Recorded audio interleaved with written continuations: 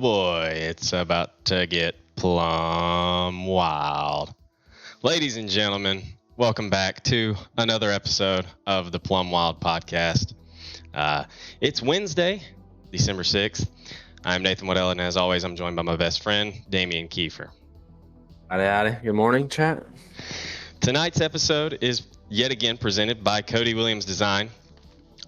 When you look good, you feel good, and when you feel good, you race good. Cody does great work on both real and virtual wraps. He made sure to let me know that he actually does real wraps as well. I didn't mention that last week, but he does real and virtual wraps, so rev up your style with Cody Williams Design. You can find his page on Facebook or Instagram and use code PLUMWILD20 for 20% off at checkout. That's PLUMWILD20. Big thanks again to Mr. Cody Williams for coming on board to sponsor today's episode. We got a lot to talk about, a big guest, but first, Kiefer, how we doing today? You know, we're doing better than we were yesterday. We don't sound better, but we are better. You sound rough, brother. Yeah, I actually forced myself to throw a loogie up before this. So I didn't sound as bad. But no, just got the allergy season going on. I've been, I think I found my new passion. Yeah? Why don't you let everyone, I think I already know what this is, but why don't you let everyone else know? Dude, midgets at the Chili Bowl is unreal. Yeah, turn your camera down a little bit. Angle your camera down a little bit. Let's get this a little bit better view. That's really good. I like that. Yeah, midgets at the Chili Bowl, huh? Dude, it's a great time. It really is. Does that confirm that you were going to be running in the iRacing special event? The Chili Bowl? I missed out on the M9. I was like a day late, an hour short when I found out that these things are actually kind of fun to drive. But no, I think I'm gonna do the iRacing Chili Bowl Nationals first time. I've never went into the open wheel horizons. I never knew you to be a midget guy. I mean, I know you're short, but I didn't know. But like, I started driving them, and it kind of drives similar to my IRL car in a way. Like on the gas, it's an animal, straight, wheelied up, got traction. And then off the gas, you have no traction. And if you're off the gas too much, you hit the wall, spin out. Like, it's kind of how my real car is. It's kind of fun in a way. And at the Chili Bowl, it's like, you're sandwiched together. They get plum wild at the Chili Bowl? Dude, well, I've ran a couple of little fun races there in like fixed midgets. But like it was just fun. Like me and Gavin Ropchan have made thousands of laps at like 2 a.m. just throwing sliders on each other, and it's a ton of fun. But I can't imagine how nerve-wracking that is, whenever you're actually racing for. Well, like at first I was a complete squirrel, not even gonna cap. I still am partially. I don't think I'm that good yet, but like I like to think I got decent. Like I can make laps. I guess we'll find out, won't we? I can make. Oh yeah, I think I have a shot. I gotta grind a little bit, but so. We got a lot to discuss, really, over the last week. We had the Gobbler finale, which I'm sure we did. A lot of people saw, as always. iRacing let us down. Oh, they let us down big time, bro. Like, I was watching that race, and for one, 100 laps at Knoxville in street stocks is a long fucking time. Long time. I just want to throw that out there. That's a long time. I was watching a parade. The parade ended. The race had started. I was listening to it on the way home from the parade. Got home and I finally get to look down at my phone, and I'm like, they're not even halfway. I fell asleep. Not even cap. I fell asleep in the middle of it and woke up at lap 92. And I was like, oh, dude, I'm gonna watch the last race. The best part. Here we go. And I'm watching it. And all of a sudden, the stream's cut, and I'm like, "What just happened?" Yeah, dude, it was 2 to go, and I'm like, and then I'm like, I thought. And then I look at Facebook, and everyone's saying the server's down. And I'm like, dude. So I thought that Hayden was the only one that had lost connection. I mean, I guess you could say, thankfully, he wasn't. And I think they made the right call. Hayden dominated that race. I don't really see, with 2 teammates behind him, anything happening from Crazy. first to third for like a last lap, like crazy door or whatever. So like I think that scoring based off the last moment where they were all on the track is the best call, which they had said, which I guess you were watching on YouTube and wasn't watching on Facebook. I just didn't have the chat pulled up. Okay, so the chat, that's what I was about to mention, was that as soon as it happened, like a couple of like seconds later, or a minute or so later, the VLR page was like give us like 2 to 3 weeks to figure this out. Yeah. I thought that was pretty funny. So we had the Gobbler finale. Hayden Cardwell won $1,000. He said in the post-race interview that he didn't expect his first big win after he came back to be in a street stock, which I don't know. I think he's just good in everything. I wasn't aware that he was good in the street. He was 0.2 faster in qualifying. Yeah, this shit's wild. So he won. Durgan went. We had talked to Durgan the night before. He went from I was talking to Durgan like all week. I mean, dude was rolling. Proud of him. Really those proud guys, of him. Huh? The Alpha guys had those guys. Yeah. They were rolling. Yeah. Then they posted it on Facebook. So if anybody wants to dig, it's on Facebook. That was there on Facebook, and I am so not a street stock guy that I didn't even bother to download it. Like I saw it. I won't even step foot in one. No, I'm not in it. No. But then we had then Monday night we had Sprint Car Pro Series at Lincoln. Did you watch that? I watched majority of it. Yeah. So I think like Ramsey. I mean, oh my God. Joey? PA got it done. Oh, Kenny Miller. Yeah. Kenny Miller. Yeah. Kenny won it. He was wrong. I think Ramsey ran second, but I think Joey Lingren was the fastest race car on the track the whole night. Like that dude was for a rookie, bro. And Joey's just a fucking wheel, man. Like anybody who's in the scene should know that guy can hop in. I know he was really good in the late model about a year ago. Maybe less than a year ago. Like he was really good. Really focused on late models. Really focused on late models, right? I think he's always been good in sprints. Good in I think midgets. Decent in big blocks. I remember him trying to get good in big blocks, and he's just a wheelman. So to see him, and he's a former teammate of ours back in the Apex days, and it's just good to see him running well. Yeah. I like Joey a lot, and but I tell you this, a big surprise to me was Alex Bergeron qualifies pole and steps on it in the heat race. Like he gets past for the lead, and then they didn't show a replay of it. It was kind of, I don't know. Did he step on it? Like I don't know what happened. It wasn't. He didn't step on it. There was kind of a little deal there with, I forget. Was it Shell maybe? Tyler Shell. I could be. That could be wrong. Could be the wrong name. Definitely don't want to put someone on blast here. No, I'm not. But there was a entanglement between Bergeron and the other person. We'll say that. I'm not. It was both their faults. They're both being dumb. Yeah. See, I saw Bergeron qualify pole, start pole of the heat race, and I'm like, it's he just had a bad week last week. Like he's gonna get his third win, and then he ends up making the feature through a B main. Speaking of B mains, Kendall's one of our good B friends. Kendall, did you see the first 3 and 4 on lap 1? Kendall gets absolutely murdered. Like I'm watching, I'm like, all right, Kendall might have a shot here, and then just out of nowhere, just somebody, I can't remember who it was, and I think I know who it was, but I don't want to put them on blast here if it's not them. Comes through and just murders Kendall, and I'm like, and then Hayden was driving up through the field. He was digging on the bottom side, dude, in that B main LCQ, whatever you want to call it. But Timothy Smith, right, ends up winning. No. What'd you say? No. Kenny Miller. I don't know why I said Timothy Smith. Kenny Miller ends up winning with Rumsey, one hand, the Red Rocket. One-handed, left-handed. And we had asked him whenever he was on if he felt like the real life experience helped him, which I don't know. I guess I can't say that it hurt. Joey in third. So that was sprint cars at Lincoln.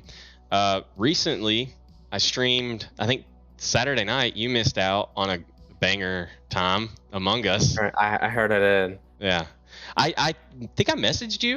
I'm I pretty saw sure I some messaged. Christmas tree lights. Yeah, you were looking at Saturday Christmas night. tree lights. I was playing Among Us with some iRacing legends.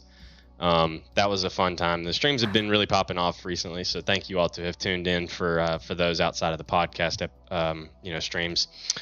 Today we had a big update on iRacing. It took me like 25 minutes. I haven't even downloaded it yet. I came home and just got ready ready some for chili this. bowl laps in. Yeah, you had to get some more practice in, right? Did you see that the open setup super late model officials are moving to 50 lap features? 50 laps. Yeah. I did. I Yeah. did see that. I get it because I feel like every other super late model race in the country is like either 50 laps or like 75 or 100. Yeah. But like there's not many that are 40 or less. The So I get like that, but man, 10 more laps is a long time. Like that changes things. especially kinda. whenever it gets, there at the end, lap times have slowed down a little bit. They should be at least. Do you think Tyler, like, you know how Tyler wearing 40, you really like you can kind of hammer it. 50's different. I feel like 50 might actually bring it 50 back is into play different. just a little bit, but I can't remember if that was really the case in like some of these, like NWRA league races that were 50. I can't really remember if tire wear. I don't think it really did. Like, I don't think we really had to make any adjustments, but we'll see. I like it. I think some people are a little pissed off because that means that you can't run the open setup pro late model official right after. Like, most of the time you won't be able to make it because of the time now. Oh, well, it's not, yeah. But I thought about that too because you used to be able to get both, but that ain't gonna happen anymore. Yeah, we'll just have to see. Depends what racetrack you're at. Right, like honestly. Fairbury, you're probably still fine, but like, Or like Cedar or something like yeah, that. but you go to Knoxville or Knoxville, Port Royal, you're not making happening. it. No, not making it. But no, so it's feature time whenever you finish. Yeah, so that's what we've been had going on here recently. I think we're about ready to bring on our special guest. Are you about ready? I'm ready, as All I'll right. ever be. Well, we're gonna go to a quick commercial break, a little ad break. Since I tried to turn off ads, I don't know if they have actually turned off, but we're gonna try to go to intermission here, go to an ad break, and we'll be right back with our special guest, Jesse Enterkin. All right, we are back. Didn't have an audio issue this time. So our special guest on this episode is Gatorbait Jesse Enterkin. He's the most popular iRacing dirt streamer with over 24,000 followers on Twitch and many more across other social media platforms. He's also part of the massively popular dirt racing YouTube channel Hunt the Front. You can catch Jesse streaming live most weekdays, sometimes on the weekends, on Twitch at Hunt the Front Gaming. Jesse, welcome to the Plum Wild Podcast, man. Hey, man, I appreciate y'all having me here. It's y'all got a pretty cool little thing going on here with the iRacing community, and I think it helps build the community, and I'm all about that. So I'm glad to be here and a part of it. Oh, you know what? Do the shades on? Oh, I have to. It's like it's a tradition now. Like every podcast, at one segment, the shades have to come on. Yeah, he's always got the shades on at some point. I got a collection over here now, like that I run because before I was running back and forth in like my sister's room or like random parts in the house to get glasses, but now I have a collection. Now all of his family's sunglasses are in his room. All of the oddball sunglasses are in my room. It looks like they're your sisters or something. Exactly. Really, they're his now. I'm glad that you finally joined us, though. I mean, if people think dirt sim racing, if they know anything about it, they probably know who you are, honestly. So I'm glad that you're finally here. So I want to start from the beginning here. I always ask, how the guest, got into motorsports and sim racing, but I kind of want to separate them for you. So I'll ask first, how did you get into motorsports as a whole? So motorsports, most stories go, their parents are into it. That's kind of the way that it usually goes. But, my parents really weren't into motorsports whatsoever, other than, my dad would go hang out with his buddies on Sunday and watch some NASCAR. But for me, I didn't get into it until, I guess middle school. Whenever me and Joseph Joyner were, we met in like the third grade and became best friends, and his parents were into it, and naturally, like, I'm hanging out with him all the time, so I ended up going to the track, and he started racing when he was like 12, and I was just there, and so that really was what got me into it. At just hanging out level, not really ever no possible way for me to drive race cars, but going and pulling tires off and washing tires and it's basic stuff. Like, that's just kind of what I did when I was when we were younger, and travel all over with him, go racing. So that was around whenever you were about like 10, 11, 12, something like that? Yeah, 12, 13 maybe. Yeah. But yeah, I remember we traveled to Talladega Short Track, and he raced some hobby class or something. The home track, baby. I'm telling you, like, we were some little guys, and he ended up they drew random for the race, or for like a random draw for the racing, and dude, he ended up winning the race. 12 years old. We were tiny, but anyway, but yeah, it goes back to 12 or 13, traveling around, obviously racing locally with Joseph for the most part. That there's if you really think about it, there's a pretty good chance that I might have been at that race, because I used to go to Talladega all the time, being my hometown track. So there's a good chance I might have been at that one. How old are you? You're about my age or a little bit younger? 28. Okay, a couple years younger, but yeah, it's possible. Yeah, I was there all the time, man. So how did you get? So that's how you got into motorsports, right? So how did you get into, like, this is kind of together, but you can answer them separately. How did you get into gaming and also sim racing? Okay, so, like I said, I grew up and never no real possible way of being able to drive. Like, it just, my parents weren't into it, and you got to have parents that are into it to help fund it for you, obviously. Right. So I didn't have that. My only way was to go help Joseph and watch him race, and it was that way for a real long time. So, when I'm at home, I love dirt track racing. I can't remember. That's probably around the same time frame, 12, 13, maybe 14. But dirt track racing too is that's where I got into the gaming part of racing is DTR. Have y'all ever played that? I did played it once. I did. It was on my parents' computer way back in the day, before we even like had online at my, like, I would just play it, and I only played it on the freaking keyboard and mouse. Like, I didn't have a wheel, so I played it on an Xbox controller, and I played online. And I'm telling you right now, I was one of the best at DTR2 in that time frame. I ain't trying to toot my own horn, but I was good. I actually was on Team VLR back in the VLR goes way back, and Howard Weaver, man, I've known him for a long time, and that's how I know him, is from DTR2 when I was a young kid. That's crazy. That's cool. That's what got me into that, and into the dirt racing side. But as far as gaming goes, man, we used to be at the shop at Joseph's shop, and we'd play Call of Duty, split screen, shooting each other, little NASCAR, 2011 and stuff. I'm sure NCAA football. 2002. Oh yeah. So that's where all the gaming comes from. Is just time in the shop, and when we're not working on race cars or whatever, playing ping pong or playing on the game. But DTR2 is, I'd say, what got me interested in the dirt racing on a computer.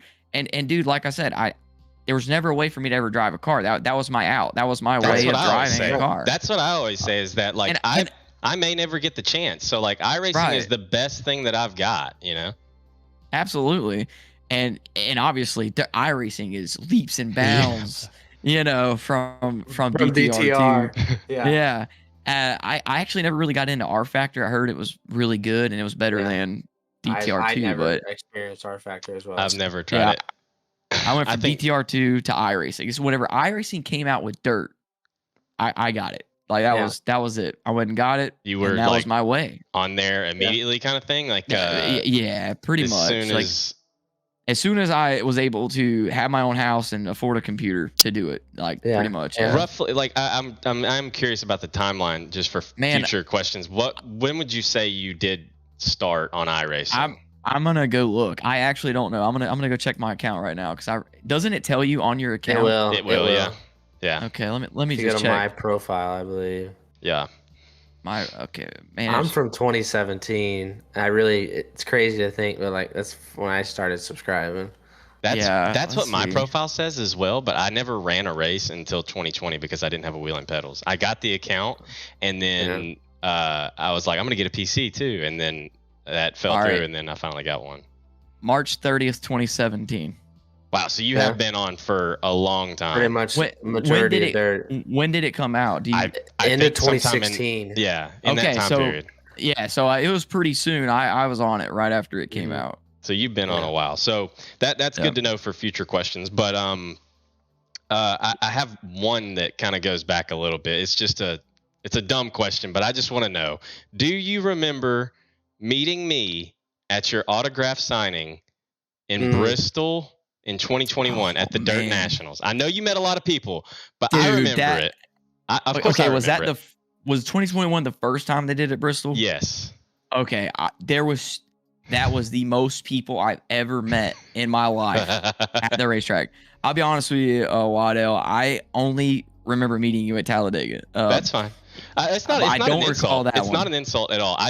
I remember because I was in 2021 at that time, which was around like March or April of 2021. I was just starting to get halfway decent, and I had ran in some of your hosted races, and I would comment in your streams sometimes. But whenever I met you, you were like, I was like, "Hi, I'm Nathan Waddell," and we shook hands or whatever, and you were like, "Yeah, I think I remember your name," and I think it's just kind of cool to see how much I don't know how I'm trying to. You two have built now. I'm not trying to word this in a weird way or in an egotistical way, but like you know me now, like Right. Oh, yeah, for sure. you know who I am now. And I think that's cool. Yeah, I mean, definitely. Like, if there's people that I meet at real racetracks that regularly are in my Twitch stream that I talk to, like, I mean, honestly, under sometimes regular basis or daily basis, then yeah, I definitely remember their Twitch names. Like, so it is really cool that I built kind of a relationship on Twitch, like you said, like you watched me and then you were able to tell me what your name was and I remembered you and that happens all the time. Like I think it's super cool. It is. Yeah. I want to point out I'm mad at Damien because I had a chance to meet him last year.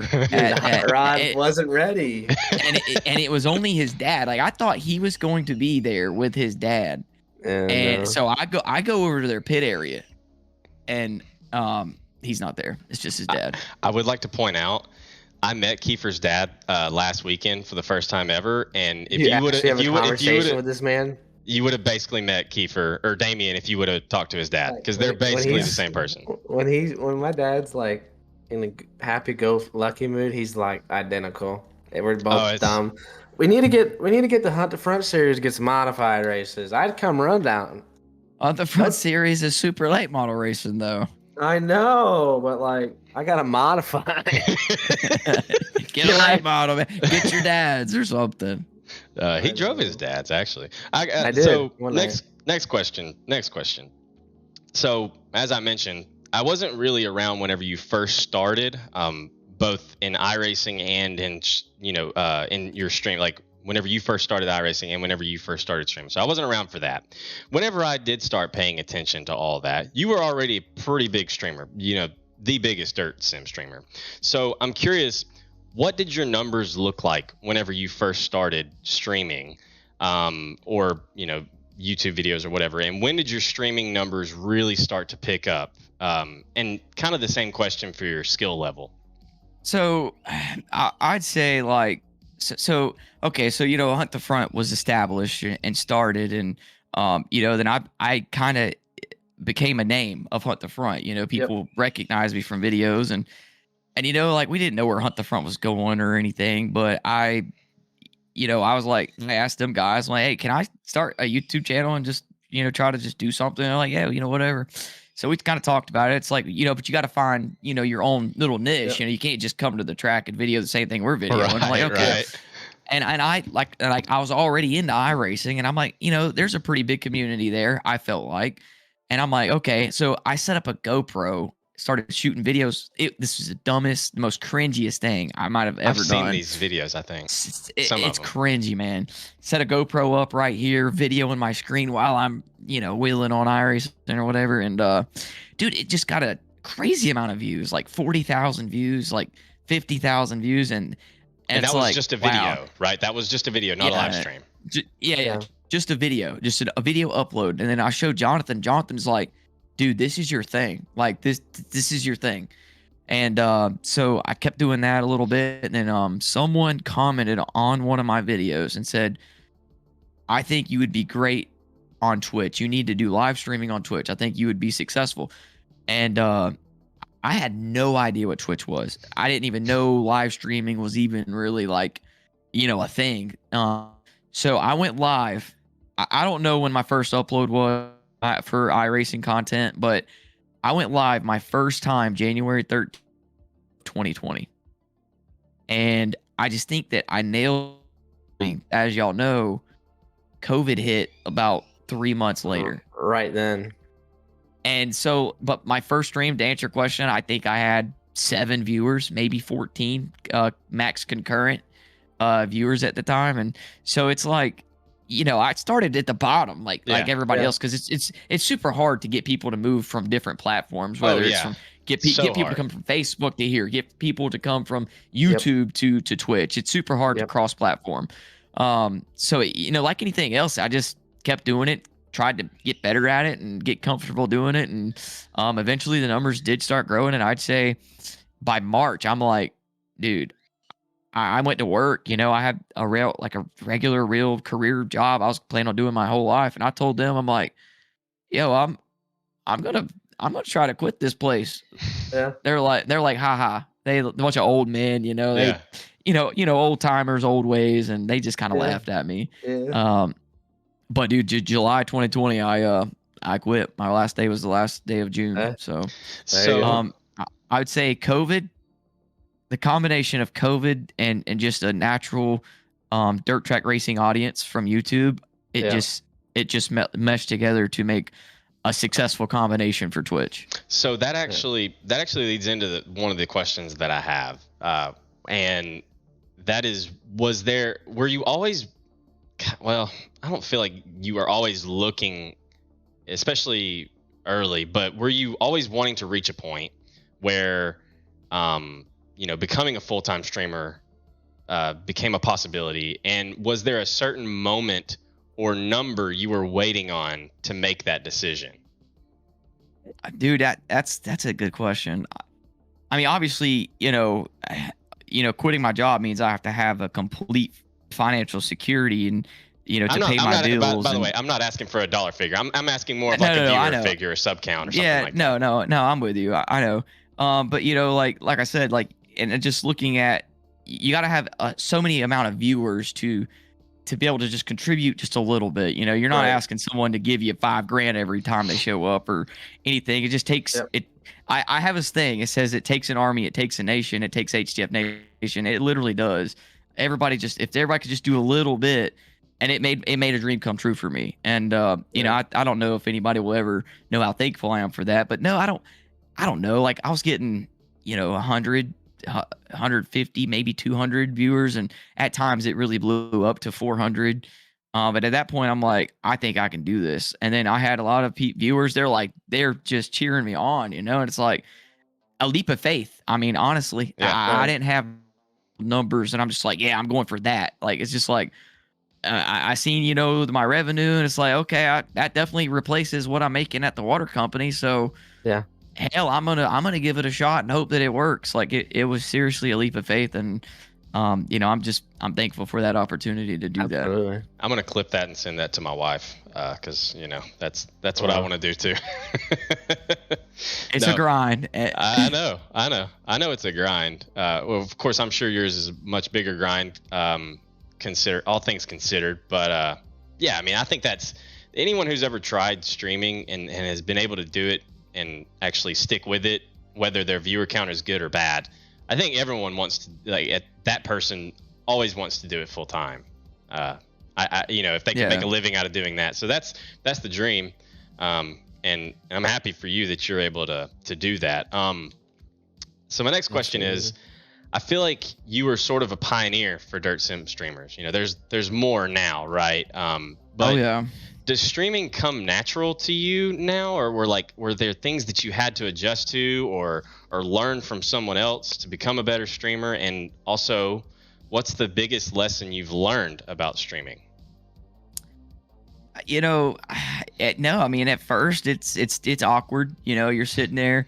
I think that it helps that I was kind of used to being in front of a camera, like for Hunt the Front, and just doing videos, and you know, just I don't know. Like I feel like it just kind of comes natural because you kind of got to not care a whole lot, you know, about what people think, and just try to be yourself, and then obviously just try to have a good mood about yourself. Like I don't know. I think it comes natural, but yeah, there's definitely some learning curves, and trying to be a better streamer or more interactive or, you know, entertaining. And to be to suffice for everybody's needs.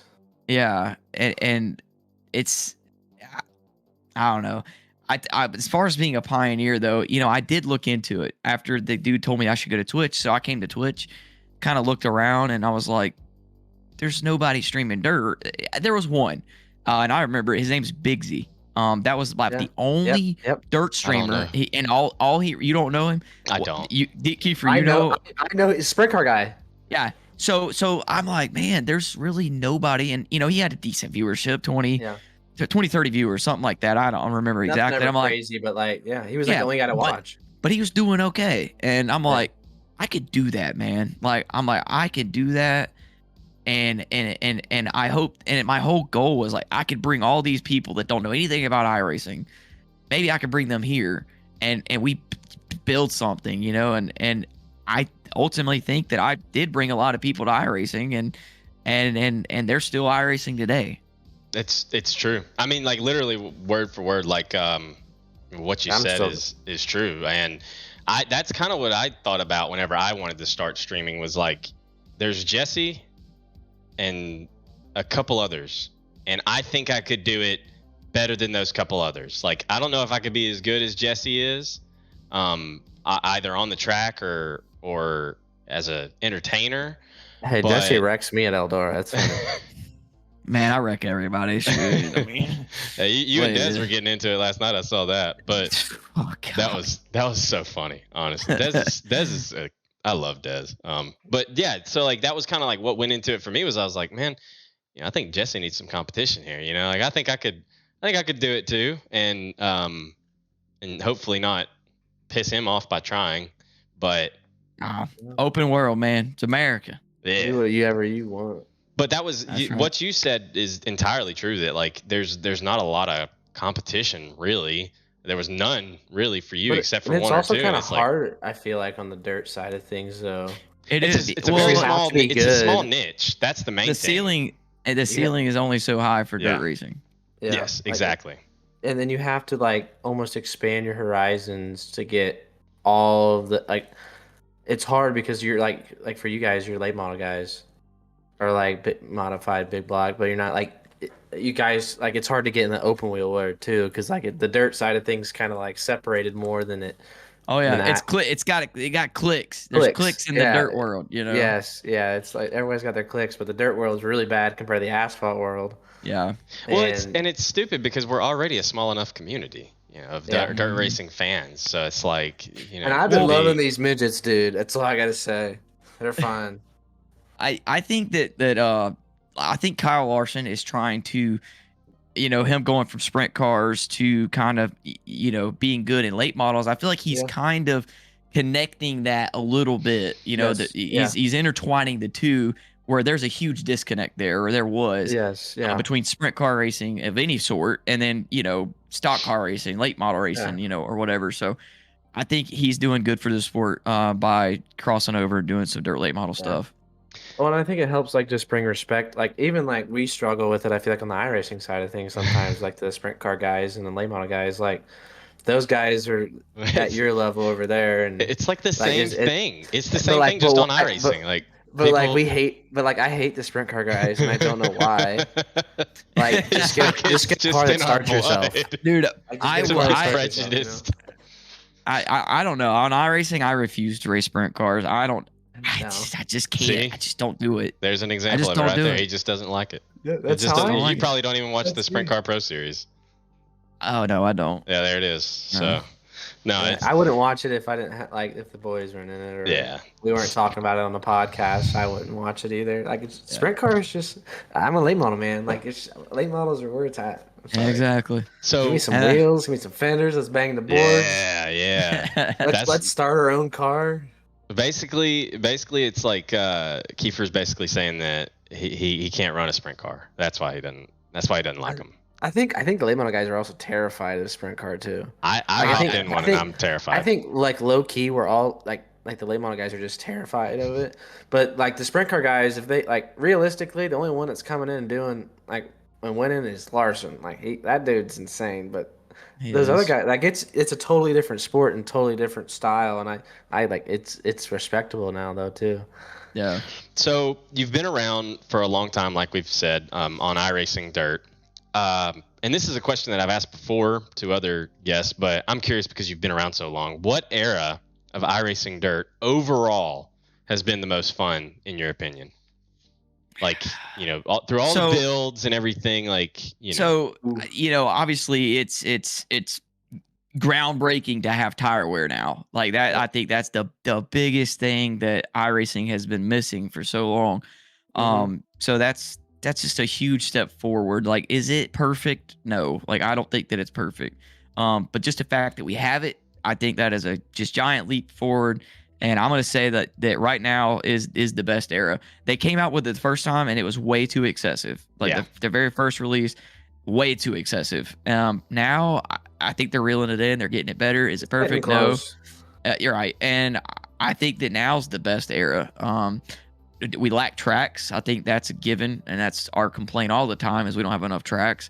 But now's the best era in my opinion. Only problem with that is I'm not as good now as what I used to be. I'm not at the level that I used to compete at. I'm not there right now, and that's on me because of real life racing and just not putting the time in. It's a grind. So it's a grind. You have to grind. And you can come on and get on and run and make the races, but in order to compete at the top level, you have to grind on this game. It just kind of is what it is. And that leads into my next question, actually, because I had this written up, and it's funny that you mention it. The question is worded like this: you Jesse, always jokingly say I suck, or you know I'm washed up, right? Which I feel like a lot of us top tier drivers say that, whether it's true or not. But I'm curious, what time did you feel like you were at your best? And this is a group question because I want all of us to give an answer here. But you first, Jesse. When do you feel like you were at your best? I would say whenever I hit streaming really hard, man, I hit a grind. I'm like, I'm gonna go to 6,000 iRating, right? At that time, 6,000 iRating was high. Yeah, like that probably was something. Near top 25 in the world. Yeah. I think that I was at one point at that time, and I feel like that was my best. I was racing hard, dude, and I would say probably that era, and that was pre first tire wear model came out. Yeah, way before that. This was 2 years ago, probably. That I really sat down. I started full time streaming. I mean, this is what I did, all the time. Like this is what. So naturally, you're gonna get better. I would get up at 10 a.m. I would fire the stream up. I'd stream for 3-4 hours. You know, go get something to eat, take a break. You know, talk to my girlfriend, whatever. Go do something. Come back home, get right back on the grind. And stream until midnight, 1 o'clock, doing the same thing every single day almost. And it paid off. Like I feel like I was very competitive at that time. Yeah. No, it's my. What's your answer, Kiefer? And you want me to go next? Yeah. I'd say my best was whenever I was in my white VLR car. Like that was just like the white car. I don't know, it just fit me, and I always felt fastest in it. And I won a lot of races in the white car. It's a grind now, and I'm kind of like Jesse, got the real stuff going on. I enjoy iRacing almost more than I used to now. Well, I've been kind of just messing around But I've got away from the competitive side of things and got away the grind and having fun with it. But I'd say the white VLR car back in like 2 years. When was that? A year and a half ago now? 2 years ago? But So I felt like Apex started early 2022. yeah, So it was right before 2021. that, into 2021, Yeah, I would say. Yeah. that So was that's whenever I wouldn't say I like fell off though. I felt like I've plateaued and a lot of guys got better. yeah. And like when I was worried about the other guys, but yeah, I'd say that was Yeah. So my answer downhill. is definitely at the end of the last build, as in the one before we had tire wear. Like during pro qualifiers this year, I was 100% at my best. I mean, I won top split pro qualifier at Cedar Lake. That was whenever I felt like I was at my absolute best. I could load into any session and be competitive with anyone. And I still feel like I'm pretty good. It's just I'm not quite there yet on this build, even though it's been out for long enough for me to be there. Again, it just that at the end of the last build, bro, I feel like I was pretty fucking tough, dude. Like I You felt were pretty winning. good. Well, he was winning pro qual. It was you were starting to beat me, and Yeah, like I mean, last build I was pretty good. Like I felt like early on in the build I was yeah. really good, and then I kind of went crazy with the 200 right front. That shit would Um, rip though at Charlotte though. Hey, Jesse probably understands. Like you get on some stuff like IRL, it works one place, and then it never Oh works yeah. ever again. You just throw it away, and that's kind of how I Hmm. was. Like I drove myself nuts after because Trying to once you get figure that 200 out. You started at well, just Knoxville and then yeah, I just always like I'm bad about like always wanting to get a little better, a little better, a little better, a little better, a little better, a little better. But sometimes you can't. Like you just gotta. so Yeah. next question. This is just for you, Jesse. I don't care what your answer is, Kiefer. What is your Well, most proud moment in sim racing? And this can be stream related or not. Shoot, man. Dude, honestly, I don't know. I haven't been very successful as far as iRacing goes. I mean, I've done okay. That's funny. I won an enduro race that was like $300 to win. Yeah, yeah. that you hosted, That was Hey, right? if you can yeah. last I an remember watching enduro that. race, It was like with a that's tire impressive. wear.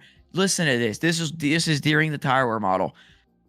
It was 150 laps with 60 cars on the starting grid. We all started.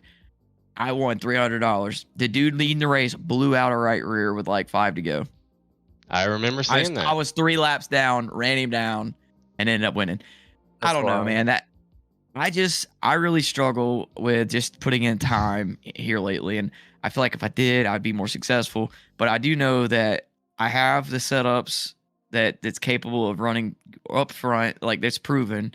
I just gotta sit down Yeah. behind this wheel and actually put in the time and Hey, and learn how to freaking drive again. yeah. Drive it. That's what I tell Nathan a lot of Yeah, times. Just drive, Just mother. drive it, man. and That's then kind of I would say on the streaming side, I hit 3,000 subscribers, and that was freaking three thousand.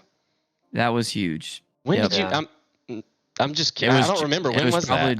probably July of 2020 or something like COVID. that. Yeah, that Yeah. was Yeah. before I That's really crazy. started paying attention. Like I hadn't even really gotten on iRacing until like Yeah. July of 2020. So That's crazy. that's wild. 3,000 is insane. Yeah. Um, Yep. so last question, sim related.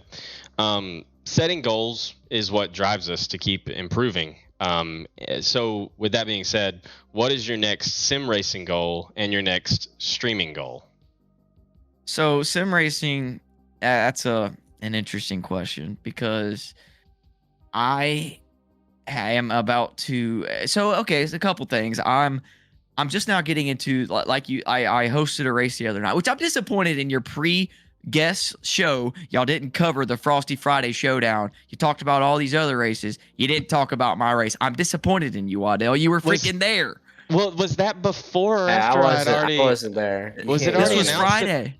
Yeah, That but was a like the money race you podcast. ran Friday. It was a that money race. Yeah, I know that. But I'm saying, did we already discuss that? And like, was I already a sponsor at that point, like Wednesday night or what?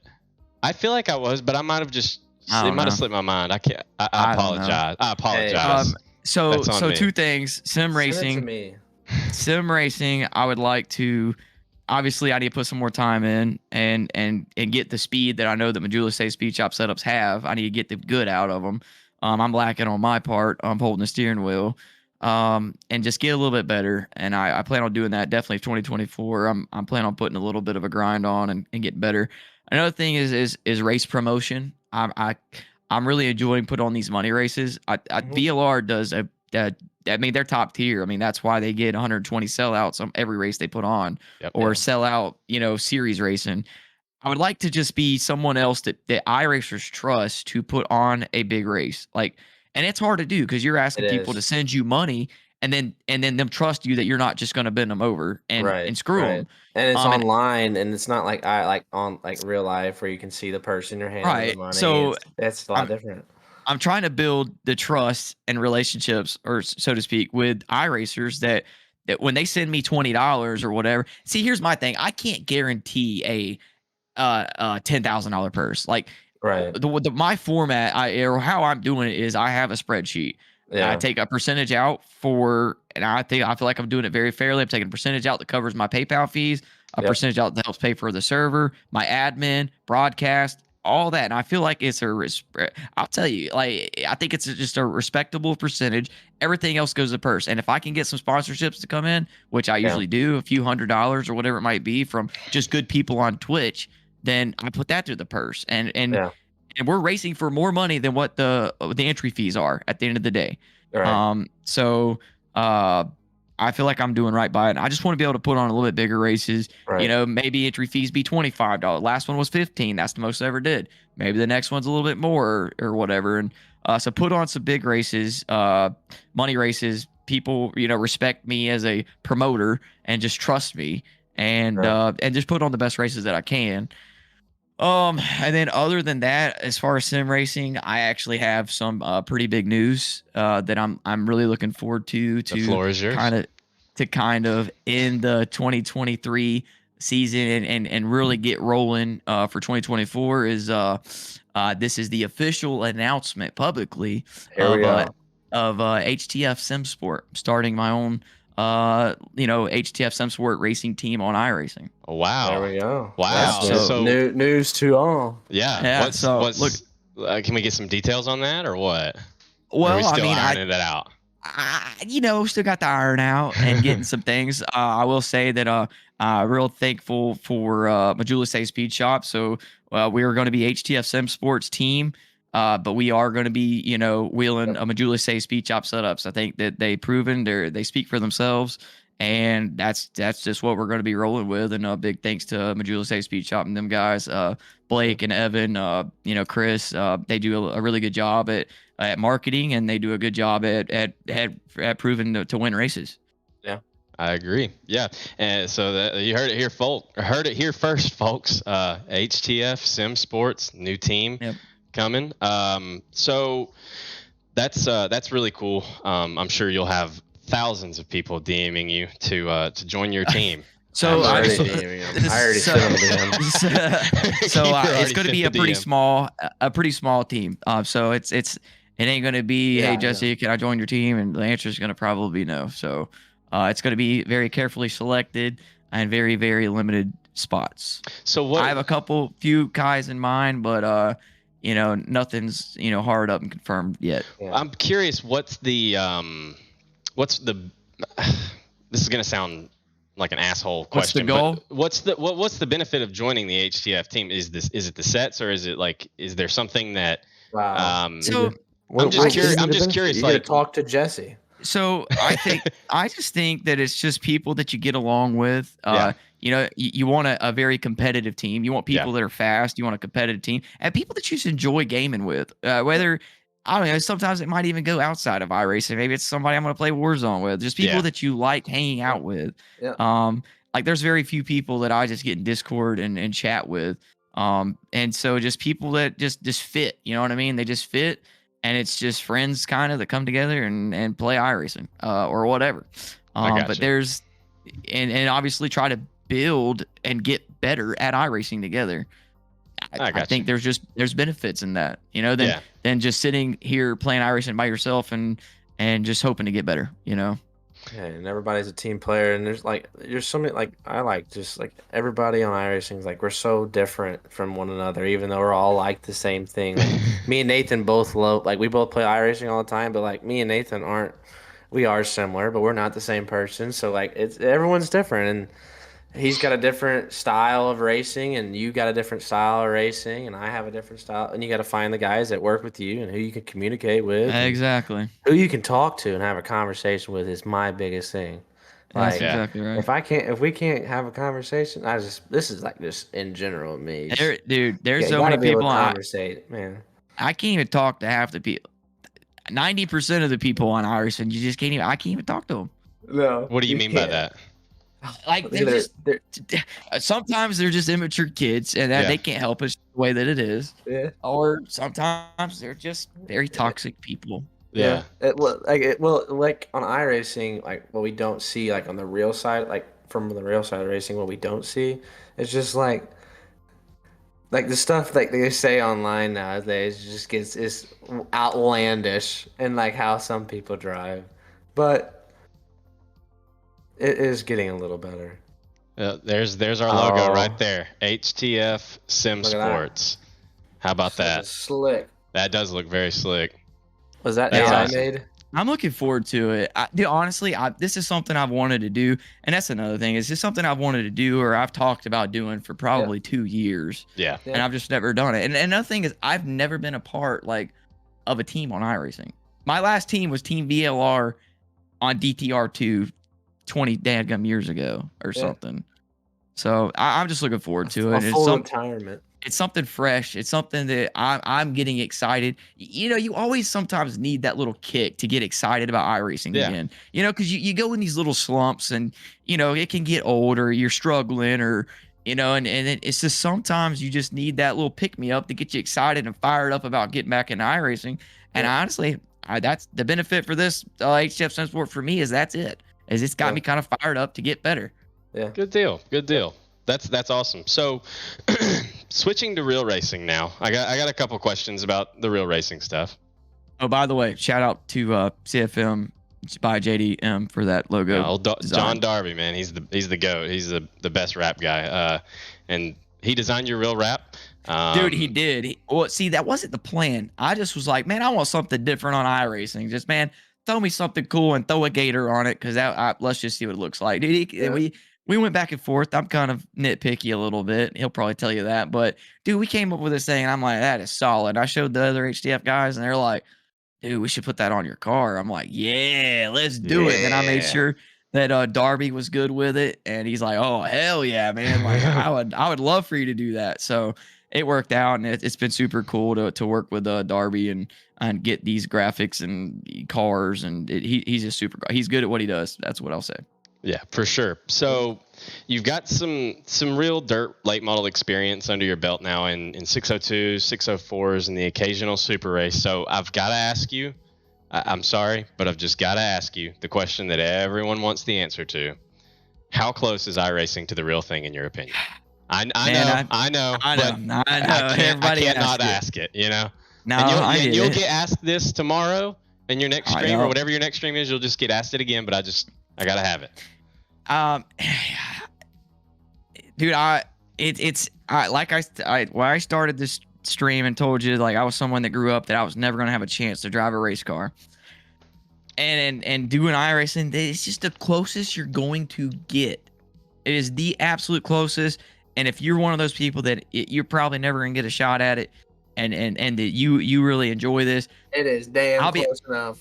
And the more money that you spend on iRacing, the closer you get to a real feel. I hate to tell you, but that is the God's honest truth. You get what you pay for. Like, I started out on iRacing on the Logitech G29, and it did just fine. Like, I'm not going to go any faster or slower, just like that. Something just like that. You know what I mean? Yeah. Like, and that's fine. And I don't feel like you're going to get any faster by getting a more expensive wheel. But do you want it to feel more like a real race car? Then you got to spend a little bit more money. Yeah. Correct. And I really like those. Like, I know, like, they're costly, but like those WR1 sim chassis, like I sat in a few of them. Like, those things are nice. Like, that's awesome. That's good feel in the wheel, and like the dude in the seat. like the seat, you're sitting in a seat. Yeah. Like I swear, it almost feels like a full containment. Yeah, I will You, say the V3 pedals though is the biggest purchase that you can purchase on yep, iRacing. yep. Like that, that is I what have a set, I love them. Like that's like and my go-tos. all that comes down to is they're kind of heavy duty, and the feel, the Yeah. pressure, the Yep. spring pressures or whatever. And then you can interchange It them actually. Yeah, right, you could change it to get what you want. But stiffer and to answer your question, are you gonna go play iRacing and then go out there and because you're good at iRacing go kick some ass in a dirt late model? Absolutely not.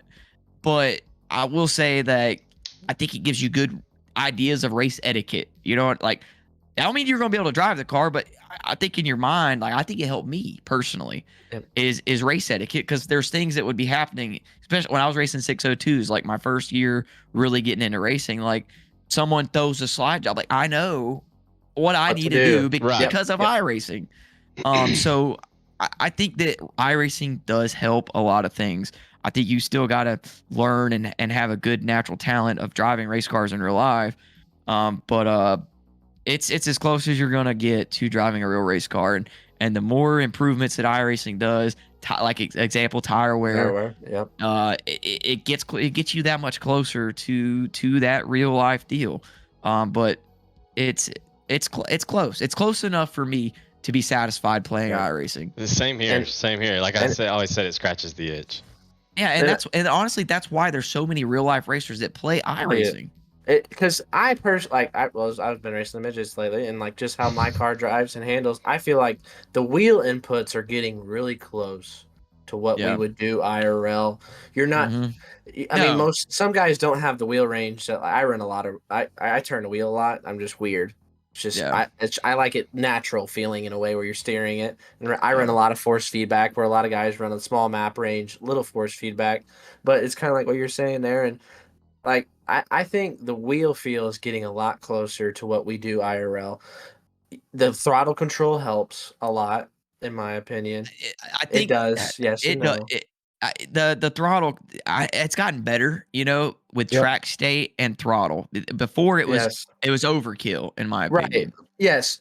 But I'm just like the overall throttle control of like whenever you do Yeah. need that, like how important that truly is. Like Oh, what I found out, I just agree. like when you're rolling through a slick, like you gotta be just like an egg under your foot, kind of like you are in iRacing. And No, I think iRacing throttle control 100% helps in real life. I think I agree with you on that. And that's would what. you And say like, it's harder, like the throttle control is harder on iRacing than it is in real life? So what I'm saying it is depends where you're at. iRacing's a little bit more sensitive on throttle control than in real Yeah. life, but the principle applies in Right. real life. It carries And over. because of iRacing, I think that it helps you understand Right. that hey, I'm spinning my tires. Yep. Let's just roll Back it. You it know what I off a mean? little bit. Yeah. Right. I agree with I agree with you on that, Kiefer. Yeah, and it's just I think about like racing different. Like I use my feet. I don't like to use my wheel a lot. Yeah. Like even like on iRacing and IRL. So like I don't know. Like that's where I feel like iRacing helped me a lot. Was just and like from like just me like I do feel like I've been around racing a lot my whole life. So this year we've had a pretty successful year in racing and stuff. But like the iRacing stuff, I truly and I tell people this, it's not the same. You'll never get the same because like there's braking, there's just so many different aspects in a race car that you can't really mimic. But if you want to get Forces. on iRacing and you are ready to racing, like it would help your racecraft. It's going to help your consistency, I think, and then it's going to help your throttle control. But it's never going to be perfect. Like you can't Yeah. do it. I think iRacing is on the right track and they've done a killer job already. Yep. I But agree. with a few more like it's just there's so many things in racing and like it's a dirt car is a lot different to me than an asphalt car just feel wise because there's just a lot more things going on. Yeah, you can't simulate bouncing through the you know what I mean? Yeah, You can't like simulate it. Yeah, no, not it's without or like basically whenever there's just a buying- random rut like right in an awkward spot like in the middle of a corner, like how do you simulate where you put that rut at where it's just where you Yeah. jar that car roost or when the cushion gets a little beveled and it's a small spot, like you can't, it's nearly impossible, you can't, it's because it's never the same every time also. So Yeah, no, what? Go ahead. nothing. I was just agreeing with him. Like Gotcha. it's as close as you're gonna get. That's the answer to my question. As close as you're gonna get without actually doing it. So next question, and these are all real racing related from here on out for the record. Next question: does it get a little old having a camera on you so often, especially at the racetrack where you're trying, you or your team are trying to perform, or even like, you know, while you're streaming, like you just always have a camera on you? Does that ever get a little old? Dude, I mean, I don't even know what it would be like to go to a racetrack and not have a camera anymore. and truthfully, like, does it get old? Like, I mean, yeah, it would be cool if we didn't have to do it, but I mean, it's just the way. It's just the way that it is. It's the way that we've made it to where we are, and But you guys we bring gotta, positivity to the sport too. Like you guys are always a Positivity. good sport. yeah. That's actually So a part I mean, of my we're next down, question. man. Yeah, But like but yeah. it gets old, yes, but we're still thankful and appreciative of being able to do what we do. So it is just a part of life, you know, Yeah. whether it be me here streaming or you know, at the racetrack, got to make videos. Like we got to, I mean, we got a lot of. It's just part of it. It's just Yeah. part of it, man. It is Yeah. what it is. So Yeah. that actually leads into my next question, like what Kiefer said. Racing is hard, right? You don't always win, and things don't always go your way. Like, I'm sure when something bad happens on the track, you want to throw something or scream profanities, but you have to reel and keep your emotions in check because of the eyes on you and cameras on you at all times. Do you feel like that is sort of an upside of having a camera on you, is that it forces you to remain positive and not really, you know, throw tantrums like you probably would if there wasn't people watching you? I mean, we don't get out of hand, don't get me wrong, but I mean, there's definitely, you know, bad times, right? Like there's a lot of down times, and because you're gonna lose more than you win, and Right. and sometimes you break, and sometimes you blow up, and your heart's broken. Like it costs us a lot of money, and or sometimes you're pissed off at somebody, like they ran you over, and I mean, listen, we're not perfect, you know. We use profanity. I mean, obviously we're not going to when there's children around, and that's the thing about it, is sometimes there are children around, and we might go in our race trailer and throw our fit.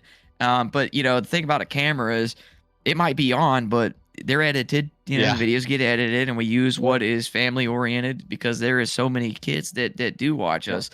So but there's always we people get pissed watching off. though. But there's always people watching, you know. So I feel like there is. I feel like if it was me, I would feel like the amount of people that are watching all the time and the cameras would kind of force me to like really reel and not react how I would want to in the moment. And that's a good thing, because it allows you to kind of, you know, level.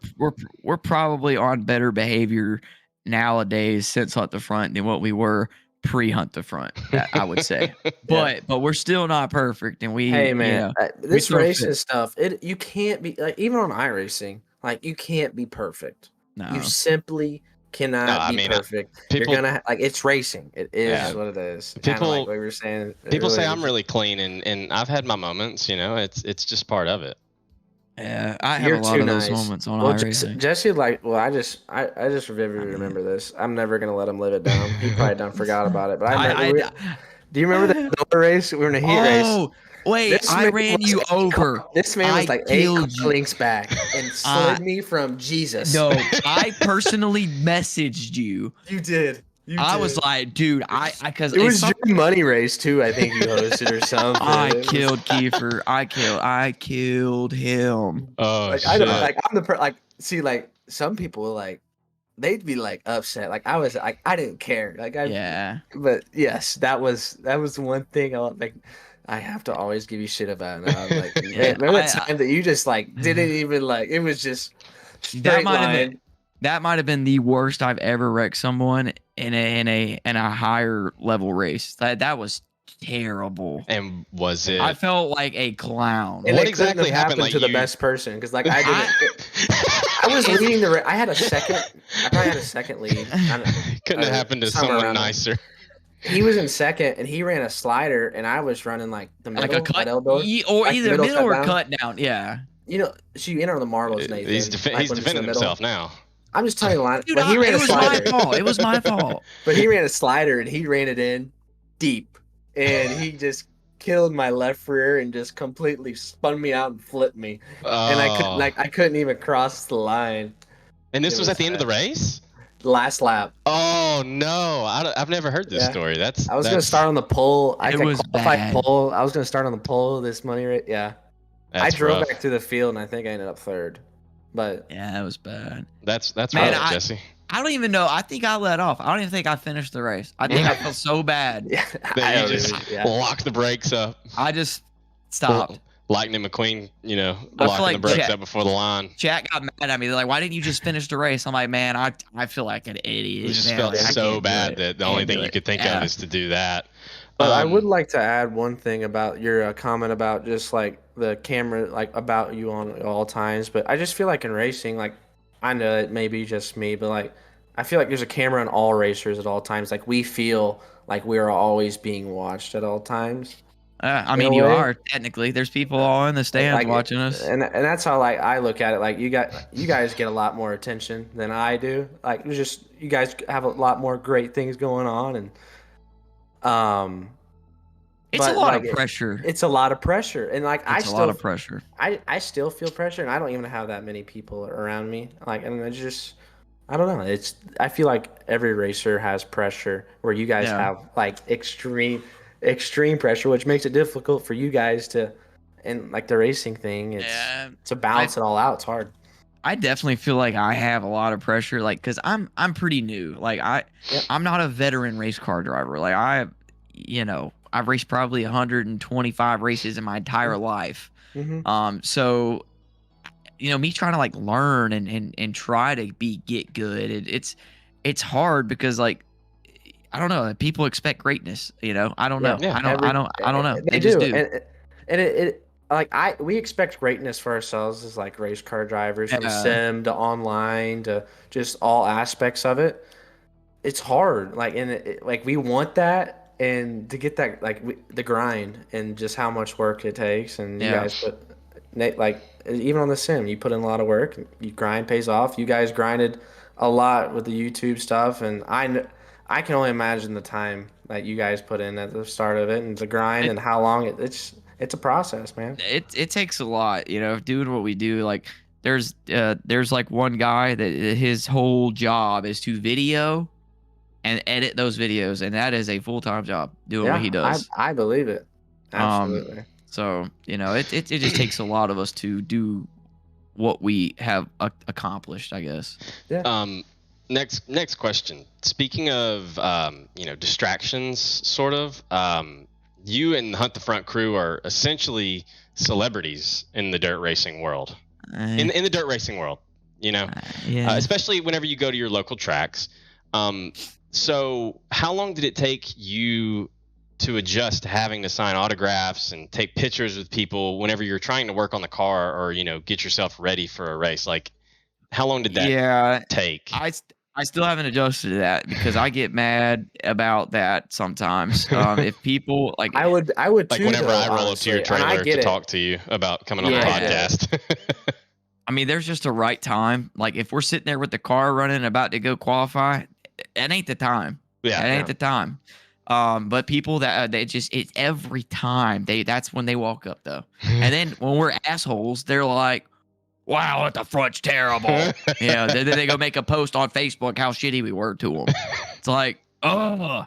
But I mean, honestly, usually we just it's whatever. It's nice to meet people. It's awesome to know that we used to be racing at our local racetrack where our local fans knew who we were. Maybe to we go out of town racing and we're signing kids that's a shirts cool feeling. and it's like, wow, people know our name. Yeah. You know what I mean? Like Dude, it is I pretty get cool. stoked when someone comes up to me at the racetrack. It's like, "Hey, I know you from iRacing. Like, you're Damien Key." I'm like, "Yeah, dude. Like, let's go." Yeah. Like, he knows me, dude. He knows my name. It was funny. He I said my actually name. called. He said my I called name. Nate. I was in Springfield, Illinois, after a race one night before we were going. I forget where we were racing next night, but we walked into a Buffalo Wild Wings, and I walked in, and this man says, "You're Damian Kiefer," and I'm like, I have no idea who this guy is. Still don't know him, but he's like, "I know you from iRacing," and I wouldn't have never like that shit. And I was like, Buffalo Wild Wings, Springfield, Illinois. They're like, it made my. I That's called Nathan crazy. after He it. called I was me. like, this Face made my day. I was like, That's pretty dude, cool. someone knew who I was. Like, Speaking of all it's that, a cool feeling. It is, and like there's a lot of cool people you guys get to meet. So speaking of all this, I'm just curious. Do you have any crazy fan stories? What's the craziest fan story you've got? I'm sure you've got to have some. I got one, but I can't tell you. Don't be that way. Another time. I don't know. You got one that can replace that at least? It happened at Talladega. I will tell you that. That last time we were there. Some redheaded kid came up to you? No. Craziest story, man. I don't really have a crazy fan story. There's so many that are just, that you'll just scratch your head about, but I don't know. What's one I would scratch my head about? Like some chick asking you to sign her tits or something? Like, that's probably, one that I'm sure you've gotten. That's it, isn't it? There's kids watching, Nathan. He was so quiet just then. Listen, you're getting plumb wild. He's a married man. He's over here getting plumb wild. Oh, listen. Anyway, y'all watched the football game the other day? Or? We did. We'll get back on track, man. We'll get back on track. I've always wondered this. Are you guys kind of like hometown celebrities now? Like, do people recognize y'all out and about in your hometown, or is it more more the same? It's just more like, we're not celebrities. Like, we're just freaking people that like dirt racing, and we have found a way to go do dirt racing at a higher level.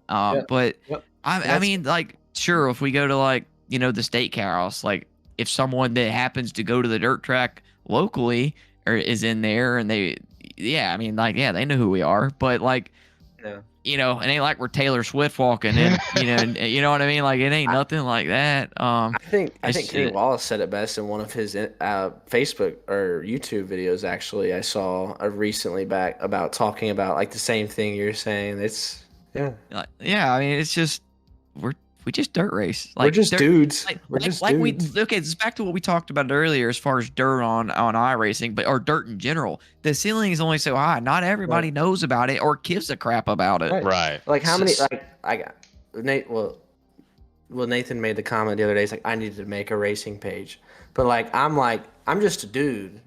Like I'm nobody. Like it's kind of like not nobody, and like that's kind of like how you guys say it too, but. It's kind of like what I remember what Kenny Wall was saying, and we're all people. We walk into the gas station. I'm just your average person, Right. No, like the clerk's not going to be like, oh my God, you're Jesse from up the front. Like, no. You got a possibility. You got a lot of subscribers. There's a possibility. That's small and very small. But there's a lot of people in the world. That's what. Yeah. That's true. So, next question. It's no secret that there are haters of Hunt the Front. How do you deal with it? Do you just avoid the YouTube comment section now? Like, is that? No, I love reading it. Do you? I love it. Yeah. Oh, I love it. Does it fire you up? It's sarcasm, isn't it? It's sarcasm, isn't it? Like most of the time, it's why I love it is because these people have no damn clue what they're talking about, and it just makes me laugh. They have no clue how hard it is to drive a race car. They have no clue how to make a race car go fast. They have no idea how much it costs to make this race car get to the racetrack and then go fast. And then what it takes to work, like the work of it. Like the work, it's through the week and at the racetrack, your tire work, engine work, maintenance. Like there's a million things to do there. Like the people in these comments, like it's I tell you what, it used to bother me. It used to.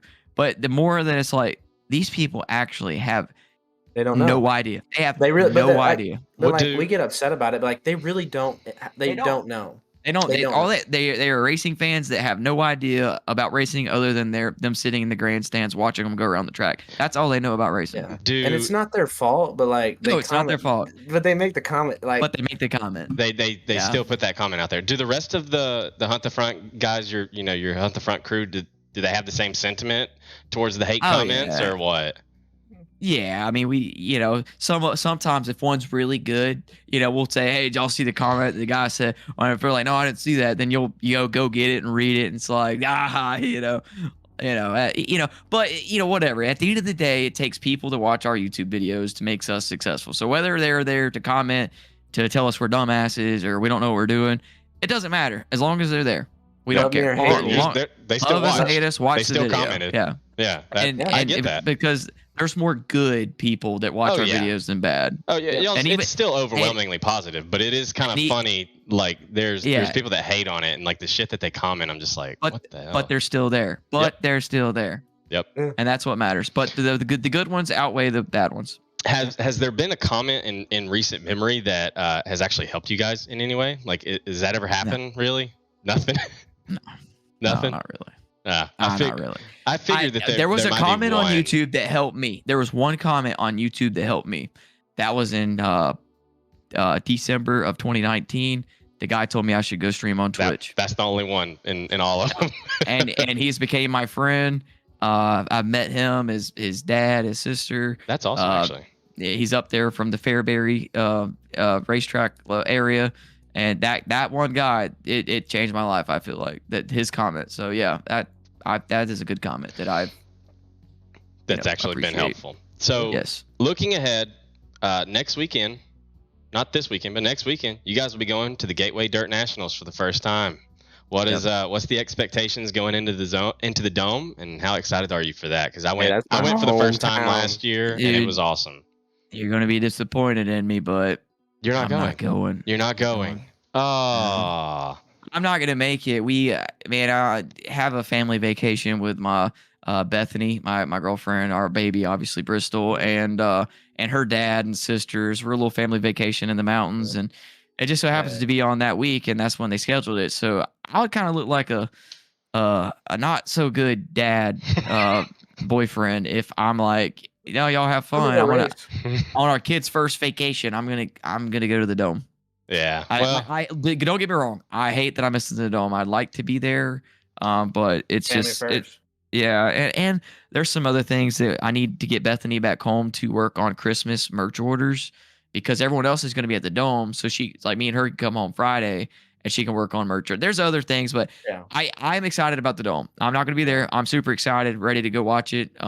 Joseph, the goal is to obviously make the dadgum race. Hell, maybe go win it. Making it's fucking that's. Yeah, so making the race would be huge, and bringing our car back home in one piece would be stellar. Hey, you're good gonna luck with have that. loose sheet metal. We don't want no frame, no suspension, we want just sheet metal. It's rough there, dude. It's rough. I know. There. Last year it was awesome.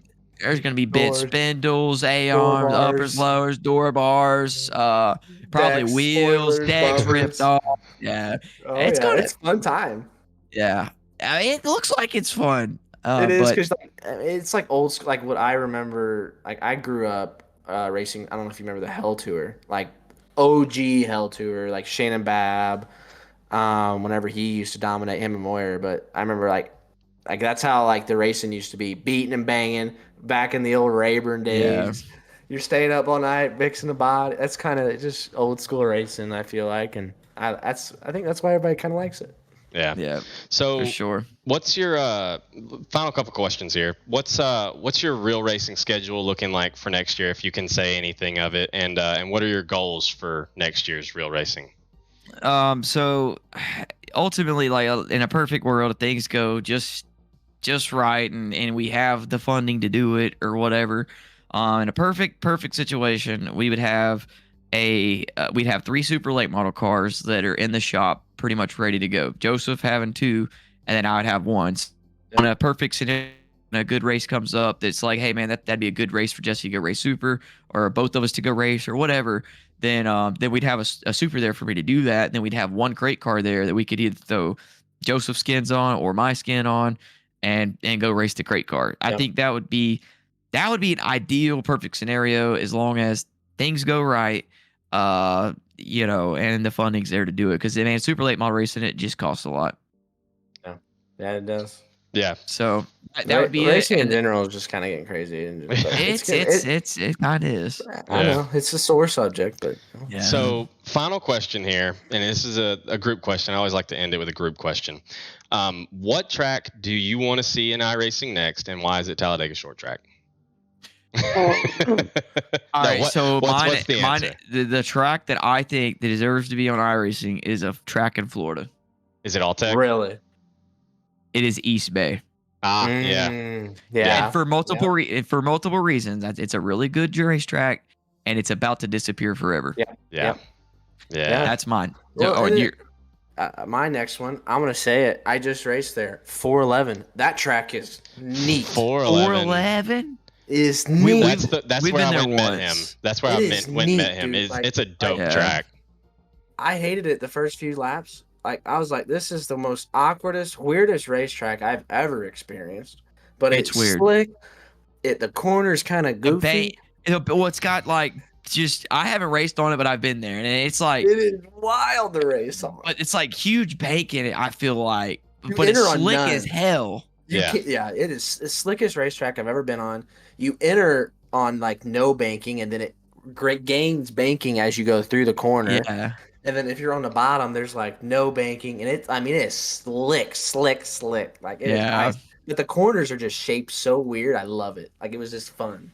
Yeah. I feel like on iRacing would be goofy, and that's also another place closing down.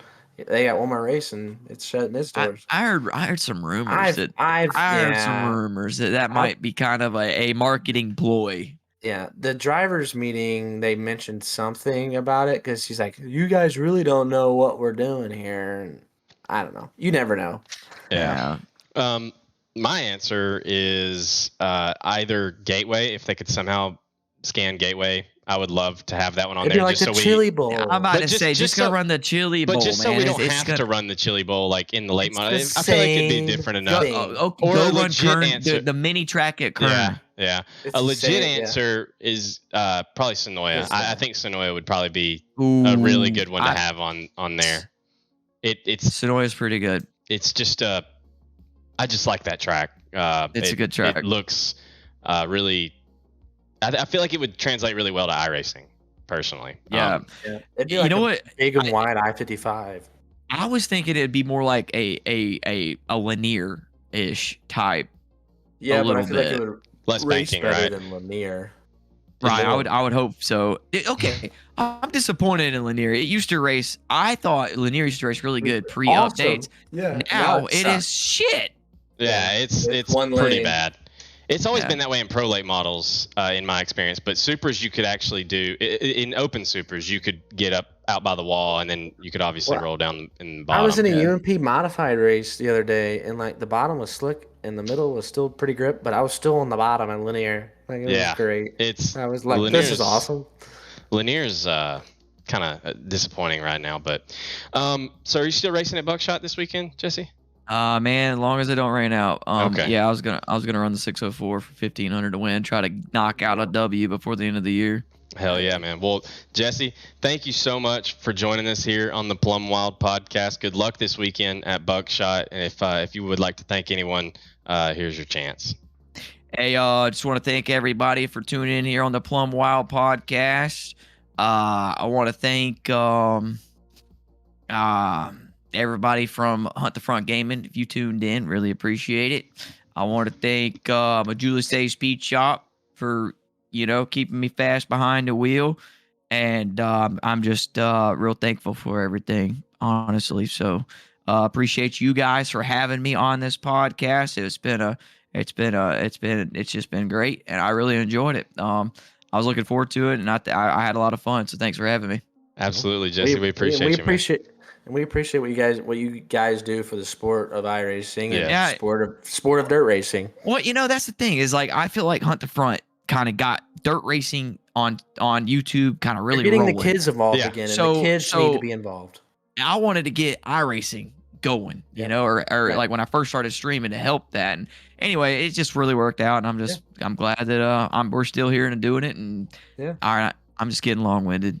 Living the dream. You're good, Jesse. Man. Thank you. I appreciate you guys. Thank you so much, man. All right, we'll be right back. All right. Well, that was Jesse Enterkin of Hunt the Front. Another great guest. I knew he would be one of the better ones, obviously, because he's just so used to talking in front of a camera and everything. So great guest, as always.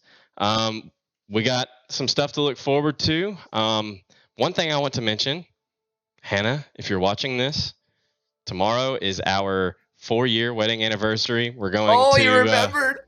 I remembered. Barely. No, He I forgot remember. yesterday. No, shut up. Shut up. We're going to the mountains on vacation this weekend. So probably no streams from me after this until next week. But I can stream for you.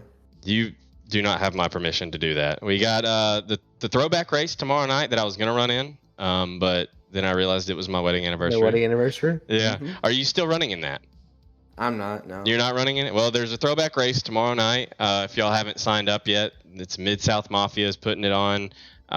Throwback, same format as usual. It's open setup super late models at Knoxville. You get sign up $20, $400 to win. And it's passing point or not passing points? I can't remember. Yeah, pill draw. Yeah, pill draw. You get your car matches your name. It's a throwback. It's a pretty cool deal. Throwback. Honestly. It's so cool to do. I already know who Skip Harp's going to be. Yeah, Skip Harp's obviously going to be Blake Majulis, Dwayne Hummels, Dylan Hauser. Yep. It's the usuals there. Freddie Smith's like Kendall Tucker if he races. Yeah. But, yeah, you can't post the Discord link. Matty Ice. He tried to post it, but it won't let him post in the comments because I have that turned off. But yeah, so you got that coming up. I'd also like to mention again the memorial race that Mr. David Allen is putting on for Sean Timmerman. Again, it's Thursday, December 21st. We're going to keep bringing it up until the race. It's free to enter, but any money that you would like to donate goes directly to the Timmerman family. It's a good deal that David's putting that on in order to honor Sean. And that's going to be December 21st. That's a Thursday. It's going to be sprint cars. I don't know if it's 360s or 410s. Oh, it's 410s. 50 lap main event at Eldora. So that's also what's coming up. What you got going on this weekend, Kiefer? Gonna go hang out with the girl. And then watch some football. I don't even know what I'm going to do. Saturday, probably will get drunk, honestly. I haven't been to the bar in months. Yeah. Z28 asks, who's broadcasting the Sean Timmerman Memorial Race? That's going to be live on Ultimate Dirt TV, UDTV. They got Facebook, YouTube, and I believe Twitch. So that's who's going to be broadcasting that. But like I said, I am going to the mountains this weekend. Me and Hannah. I love the mountains. Oh, yeah. If anybody wants to get us... the Plum podcast is accepting gifts for Christmas. Just everybody knows we do take vacations to the mountains. Yep. So we got that. And then next week, there's Sprint Car Pro Series again. I don't remember where they go to. I forget already. But there's that. What else? Nothing else? I just realized who Shark Bus is. I now know who that is. Who is Shark Bus? I'll keep it. I'll tell you after. Keep it a secret? Okay. I'll tell you after. That's fair. So, yeah. A little fun weekend, sounds like, coming up for the both of us. And we will have another episode, as always, next Wednesday night. Big guest. Yeah, big guest. Coming. Also, something I didn't mention. This is the 20th episode of the podcast. Yeah. If you count the recap episodes. We made it 20. 20 episodes, ladies and gentlemen. Who would have thought? We did 10 for the Pro Series races, and then this is the 10th of the Plum Wild podcast. But if you add them together, it's 20th episode. Really incredible stuff that people are actually still watching to this shit. So, pretty neat stuff. Next week's episode is going to be really good.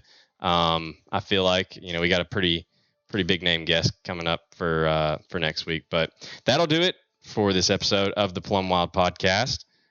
Kiefer, you ready to send us off? Oh, absolutely. We're going to put the shades on today, I think. All right, make sure you take the headphones off. Why? You'd probably yank them out of your computer. Here he goes. There it is. Ooh. I swear, he keeps going. Oh, nice little ass shot there at the end. Listen, put the headphones on. I swear, you get further and further on the rotation, like every time. Like better? Yeah, like you get the rotation progress? Goes. Yeah, like I think you're gonna land on your feet one of these days. One of these days you're gonna land on your feet. Well, practice. Yeah. Well, anyways, like I said, that'll do it for this episode of the Plum Wild podcast. Thank you again to Cody Williams Design for sponsoring tonight's episode. Don't forget to use code PlumWild20 for 20% off at checkout. For myself and Damian Kiefer, thank you all for tuning in, and we'll see you right back here in the next one. Peace out. Peace out.